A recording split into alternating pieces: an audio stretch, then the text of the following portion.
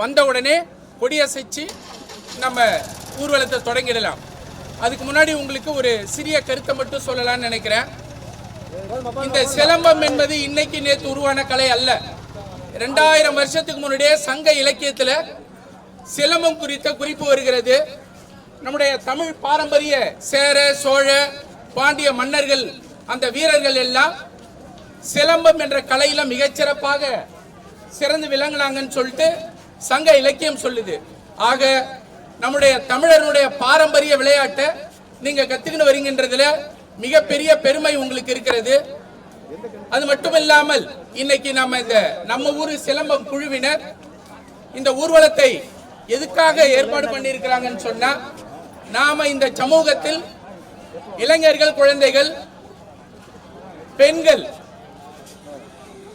இந்த போதை பழக்கத்தை தொடாமல் இந்த சமூகத்தில் ஒவ்வொரு குடிமகனும் மிகச்சிறந்த குடிமகனாக இருந்தால் இந்தியாவினுடைய அனைத்து குடும்பங்களும் மிகச்சிறந்த இடத்தை அடையும்.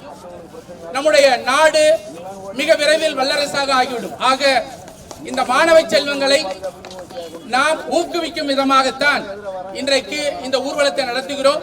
குறிப்பாக போதை பழக்கத்தை நாம் யாரும் கையில் எடுக்க கூடாது.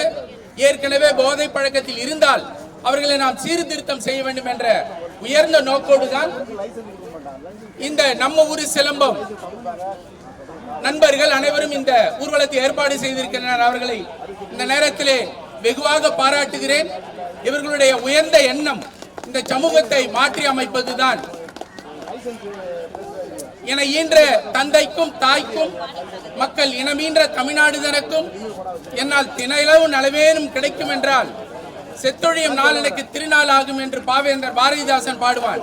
அந்த வகையில் இந்த சமூகத்தில் நம்மால் ஒரு சிறு தினையளவு நலமேனும் இந்த மாணவர்களுக்கு, இளைஞர்களுக்கு, குழந்தைகளுக்கு செய்ய முடியும் என்று சொன்னால் அதையே மிக பெரிய வாய்ப்பாக கருதி இந்த நம்ம ஒரு சிலம்பம் குழுவினர், குறிப்பாக இளைஞர்கள் இதை செய்து வருகிறார்கள். அவர்களுக்கு ஆதரவளிக்கும் பொருட்டு இந்த பேரணியை நாம் வெற்றிகரமாக செய்து முடிப்போம். குழந்தைகள் எல்லாம் சற்று பொறுத்தருள வேண்டும், வெயிலாக இருக்கிறது என்பதை நாங்கள் நன்கு அறிகிறோம். காவல்துறை அம்மா அவர்கள் இன்னும் 5 மணித்துளிகள் வந்து விடுவார்கள். அதற்கு பின்பாக ஊர்வலம் நடைபெறும். நன்றி, வணக்கம்.